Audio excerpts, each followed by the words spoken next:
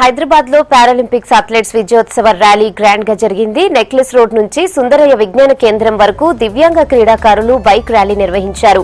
కార్యక్రమంలో పాల్గొన్న badminton coach Pullela Gopichand క్రీడలంటే ఇప్పటి వరకు క్రికెట్ కే ఎక్కువ ప్రాధాన్యత ఉండేదని, ఒలింపిక్స్ విజయాలతో పరిస్థితి మారిందని అన్నారు. పారాలింపిక్స్ విజేతలను ఘనంగా సన్మానించారు గోపీచంద్.